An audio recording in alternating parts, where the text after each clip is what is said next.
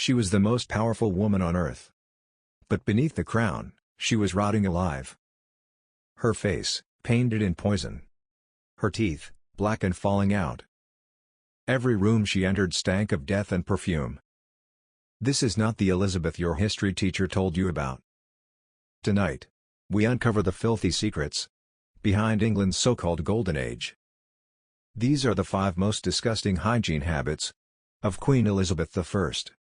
That will make you rethink every royal portrait you've ever seen.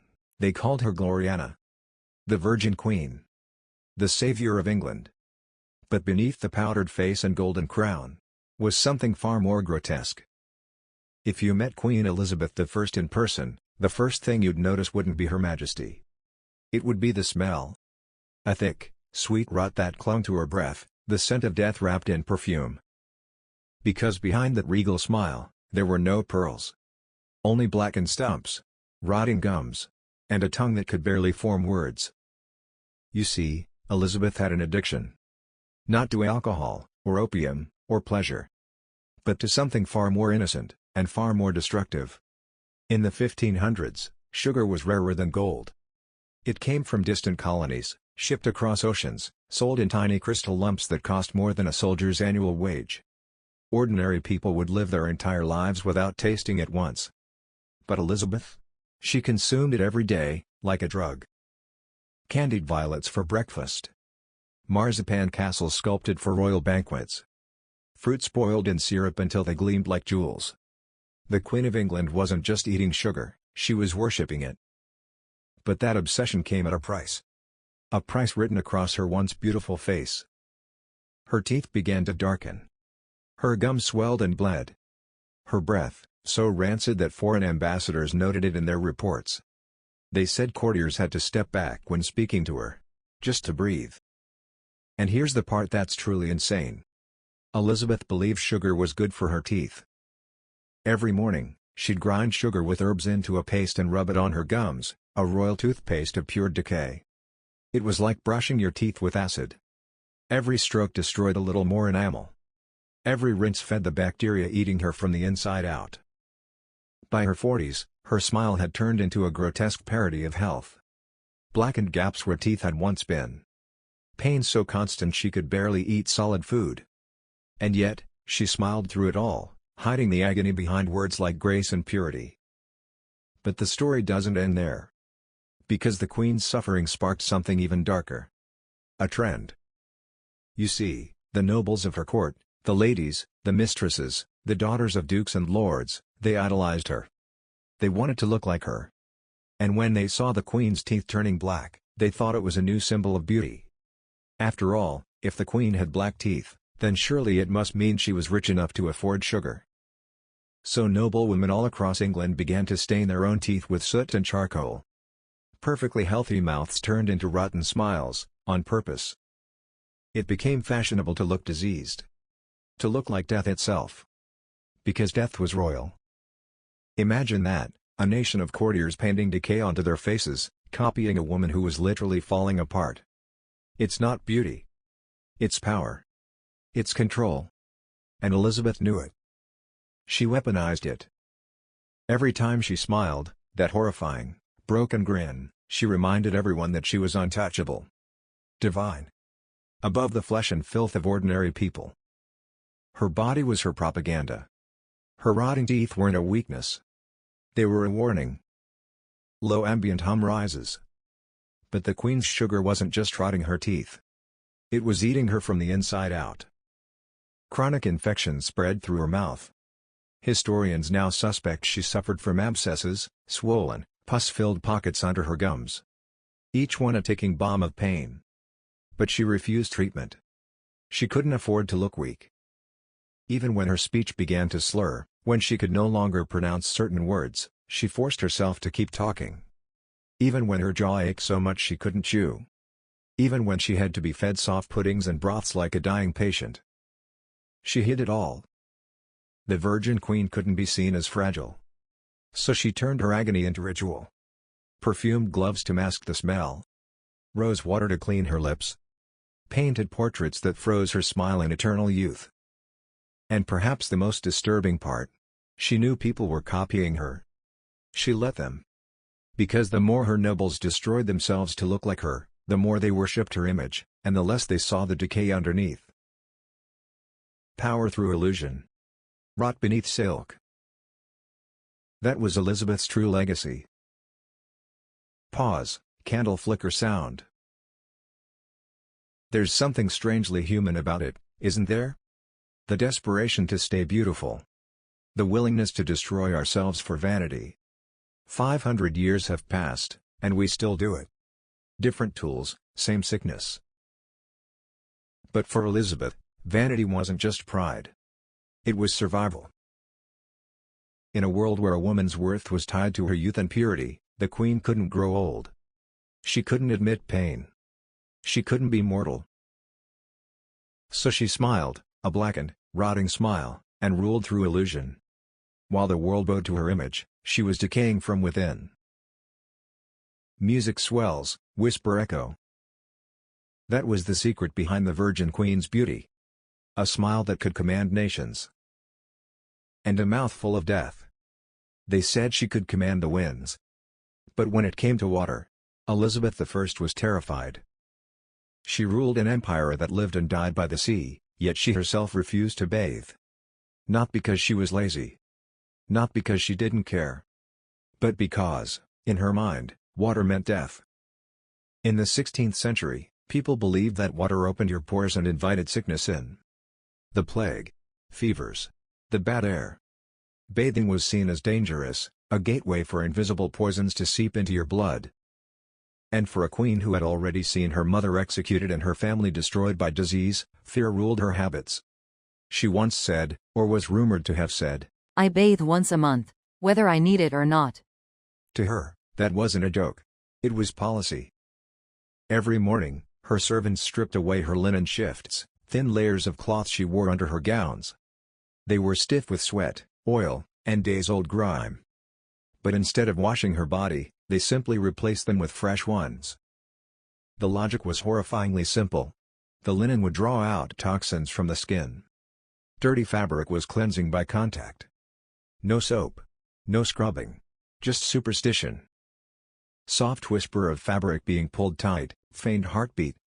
When Elizabeth did wash, it wasn't with water. It was with rose water and vinegar, dabbed gently by trembling hands. Perfume took the place of hygiene. The scent of roses masking what history dared not record.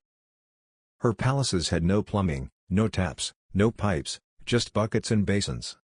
To prepare a single royal bath required hours of work.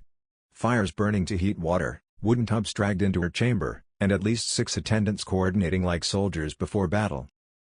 It was easier, safer, to avoid it entirely. And there was another reason. One far more personal. And far more tragic. Elizabeth's beauty was her armor. Her white, painted skin, her flawless mask, was made from lead and vinegar. Every time she washed, the water would strip that mask away. Without it, she wasn't Gloriana. She was just a fragile woman in her 40s, her skin cracking, her hair thinning, her legend dissolving. So she made a choice. She would rather rot slowly beneath the paint than let the world see her bare face. Foreign ambassadors wrote about the Queen's smell, that no perfume could fully disguise it. They described a sweetness in the air that wasn't floral, but foul. Like decaying fruit beneath silk. Even her pets, her small dogs and parrots, were perfumed daily.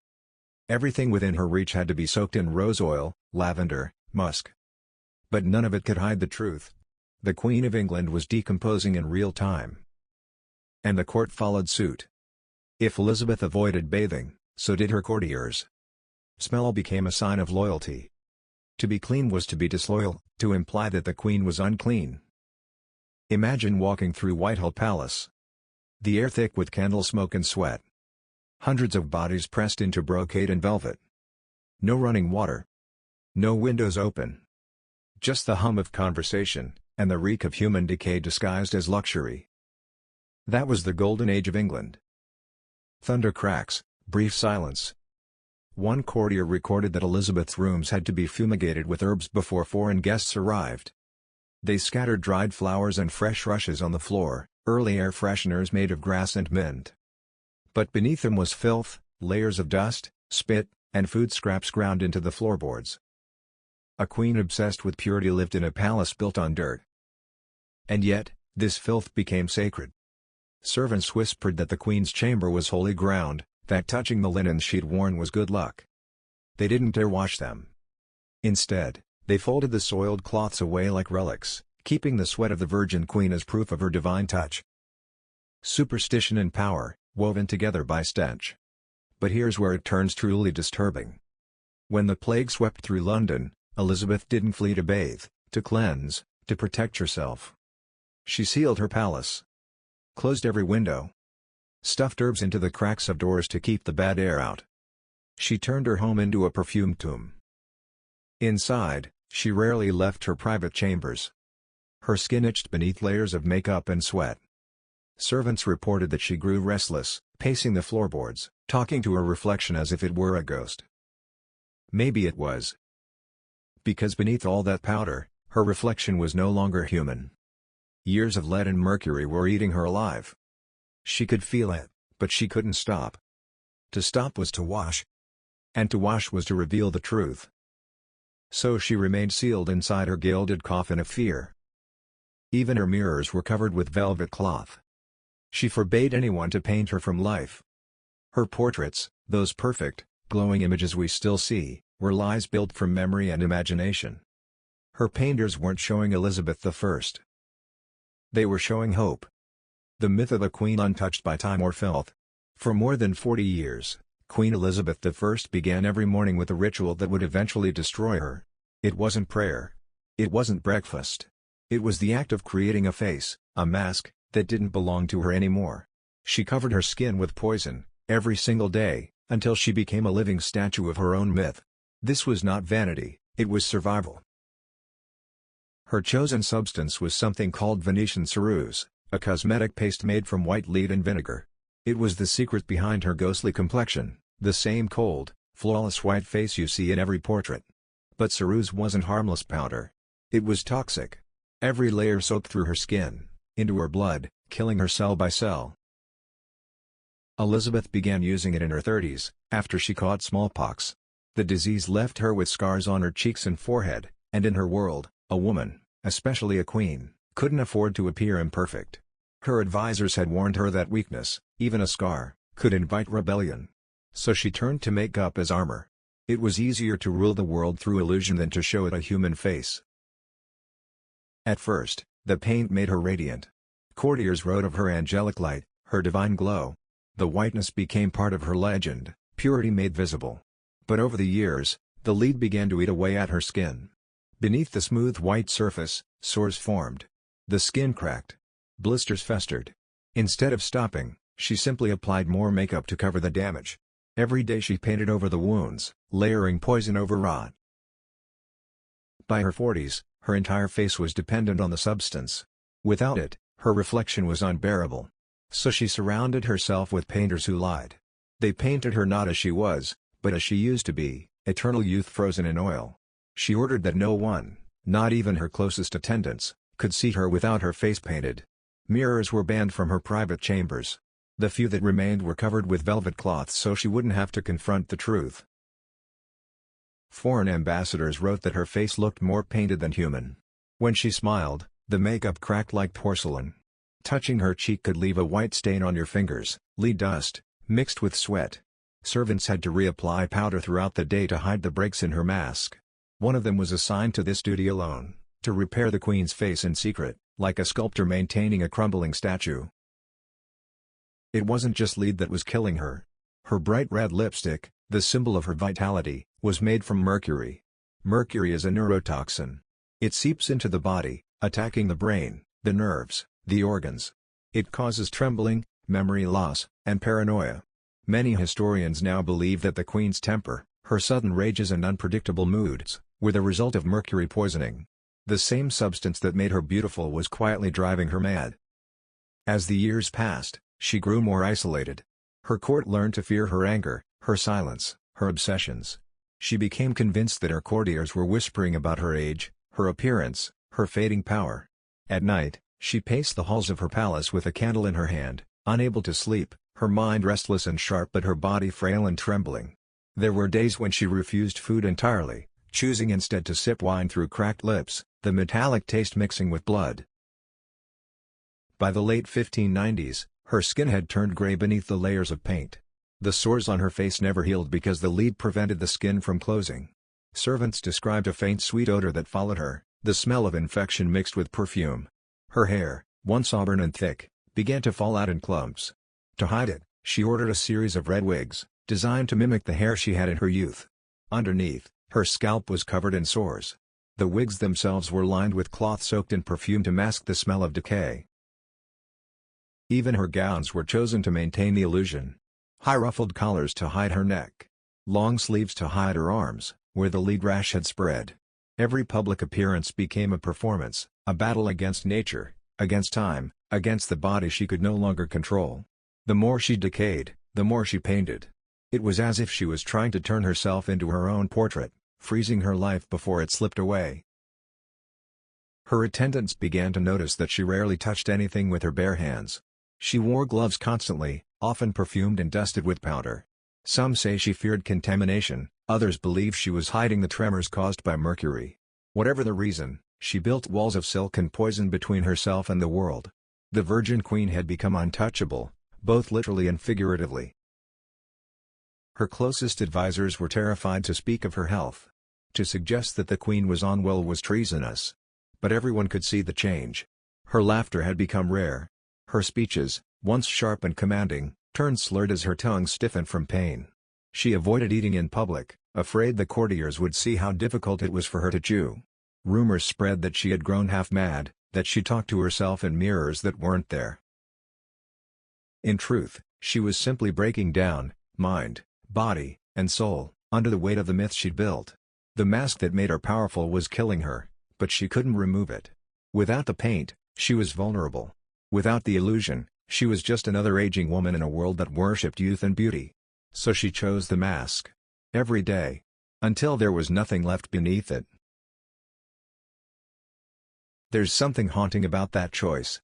The queen who ruled one of the greatest empires in history was also one of its greatest victims, not of war or betrayal, but of her own reflection. She lived in a world that demanded perfection from its rulers, and she gave it to them, no matter the cost.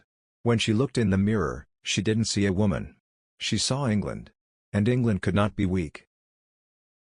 As her health declined, her attendants noticed she spent more time in silence, sitting by the fire, staring at her hands.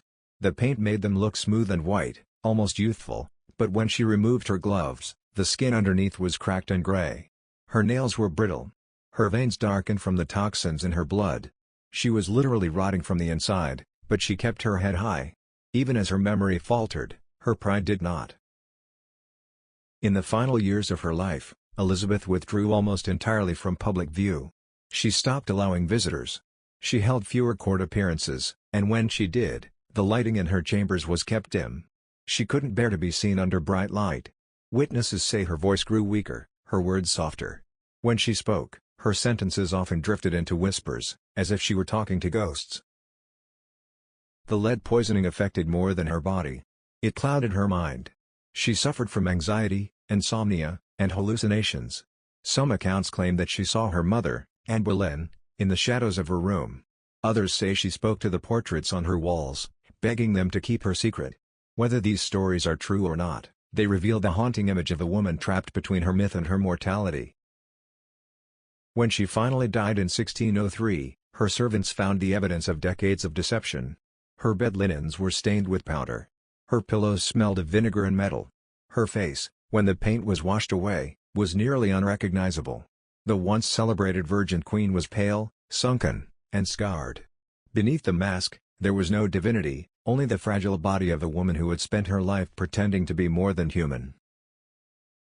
After her death, doctors who examined her belongings found jars of ceruse, vials of mercury-based rouge, and brushes still coated in white residue. Even in her final days, she had refused to abandon the ritual. It wasn't just about beauty anymore, it was about identity. Without the paint, she wasn't the queen. Without the mask, there was no Elizabeth. Her legacy, however, survived, both as a story of triumph and a warning. She created an empire through image. Her portraits, Her pageantry, her speeches, all were part of a performance that turned her into an icon. But the cost of that illusion was her humanity. The more she painted herself into perfection, the less real she became. In the end, she was not remembered as a woman, but as a legend carved in white lead. When we look at her portraits today, the calm eyes and smooth skin seem almost supernatural. They're the eyes of a woman who gave up everything, health, comfort, even sanity, to remain untouchable. The lead mask that once gave her power took her life inch by inch, and she accepted that fate willingly. There is a cruel poetry in her story. The queen who painted herself into immortality found it, but not the way she imagined. The poison that preserved her image killed the woman inside it. She became eternal, not in flesh, but in myth. And in that myth lies the truth of power. To appear divine, you must sacrifice what makes you human. History remembers Queen Elizabeth I as the Virgin Queen, the woman who ruled an empire, defeated the Spanish Armada, and shaped an age of brilliance. But the truth beneath that crown is far more haunting. She was a monarch who ruled through illusion, building her power not on purity, but on performance. Every story you've heard about her greatness hides another about her decay. Behind the curtains of her court, her body was collapsing. Her teeth rotted from her obsession with sugar. Her skin burned from the poison she painted on her face. Her breath, her hair, her very scent were symptoms of a life lived in elegant corruption. The Queen of England, the symbol of civilization, lived in filth that would shame a beggar.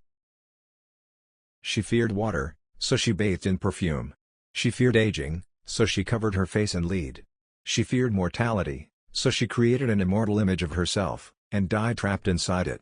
Her mask became her prison. Her fear became her kingdom. And yet, somehow, it worked. Her people never saw the rot. They saw a goddess in silk, a face that glowed like marble. They saw strength, not sickness. Power, not decay. That's the tragedy, and the genius, of Elizabeth I.